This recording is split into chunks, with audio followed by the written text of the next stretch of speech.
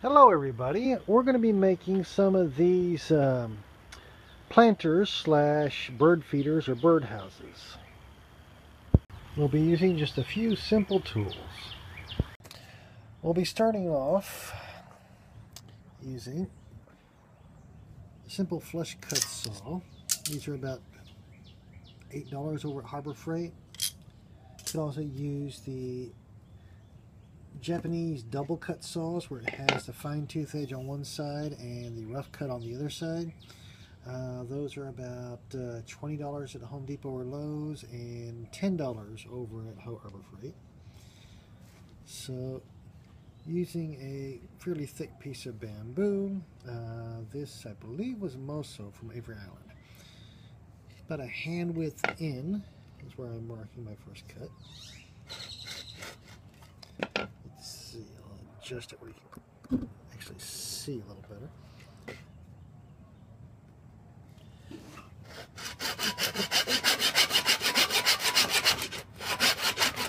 Try to get a good amount of depth. Putting the other foot on there can help for leverage.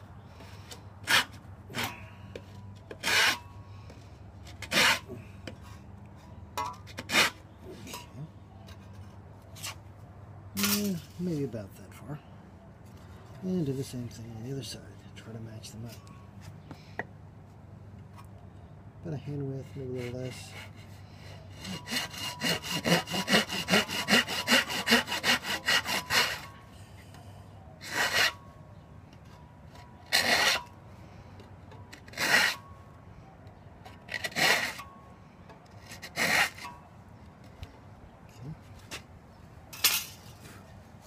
Alright, don't know how well you can make out the cuts, but now to start turning the angle, I'm going to be using a simple angled chisel. Start at one corner, start working it back and forth, kind of lean into it to try and pry up some more towards the actual opening that we're trying to create. And if you need to, you can use a pair of pliers to go ahead and pull that off. I can use my fingers if need be.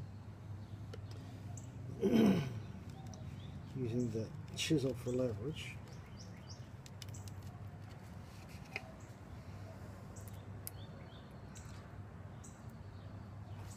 Let's see. Get the chisel in there a little more. Okay. And start at the bottom too and work up a little bit. This is starting to score the opening that we're creating.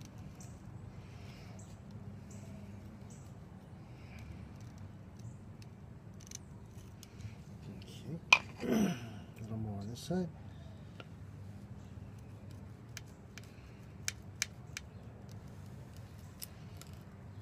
Okay, that's getting up some more material.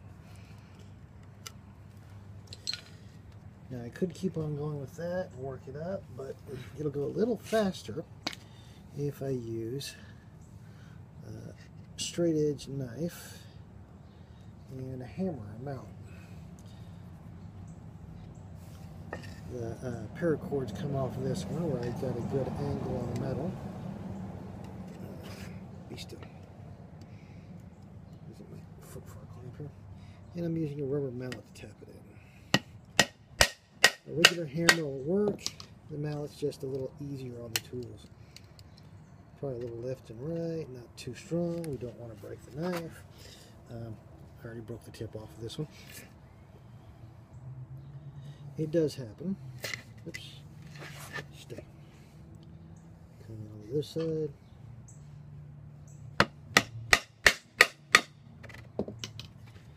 Just a little pressure.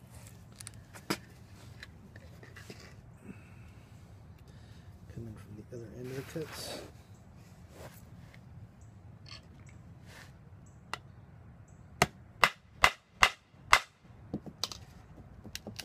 A little pressure that way, a little bit that way. Not too strong, not too quick. And that's almost got that up right there.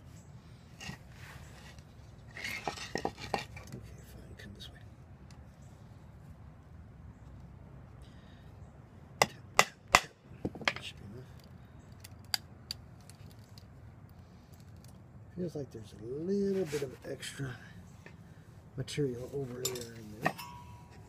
So if I can get the blade in there, I can go ahead and cut that out.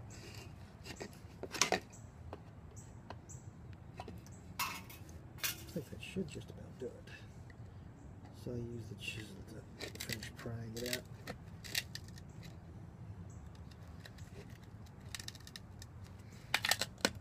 Almost. I'll come back to this side, since that side's coming up easier.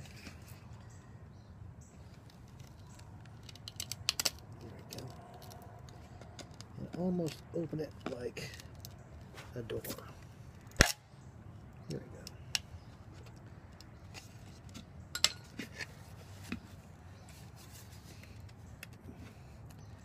go. Yep. Looks like this door needs some looser hinges. And that happens sometimes. There we go. Now, you can use a Dremel tool or something to make this go a little bit faster. Takes a little bit more control and hand-eye coordination and makes a lot more noise, so not so good for making videos. Got a little piece right there that's just not quite letting go. And probably something similar on the other side. There we go. The knife under there. There we go. Opens like a door. And you could go back and put some hinges on it, I suppose. If you want to make into like a fairy house that's getting a little popular lately. So popping that off. I want to scrape the sides over here and clean it up.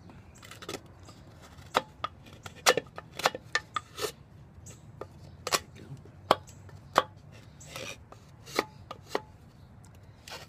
Removing all of these stray fibers.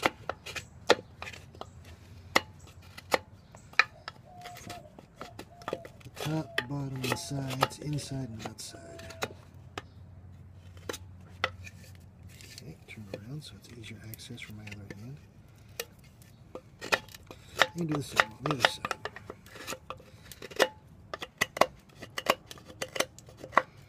Okay.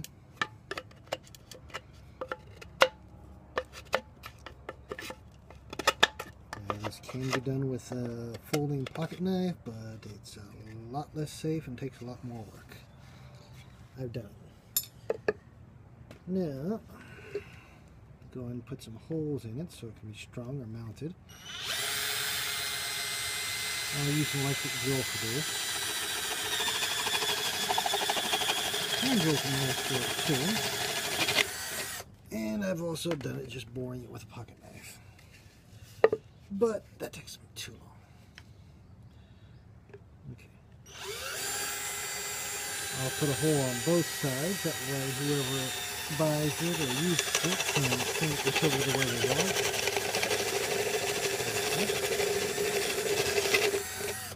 Alright.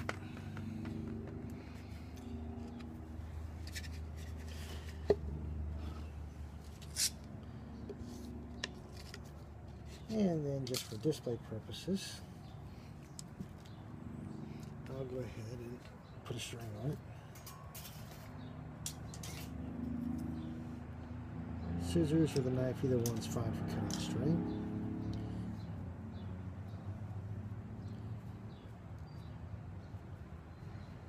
Figure 8 knot makes a good stopper.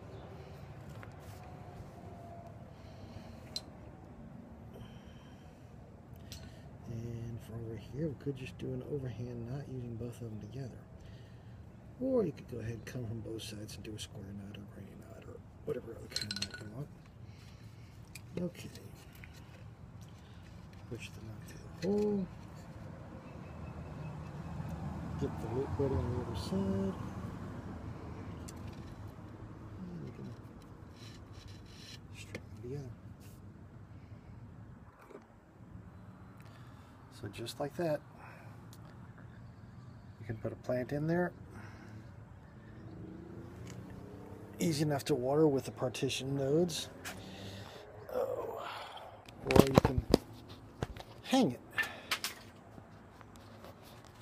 You can put bird food in there, bird seed.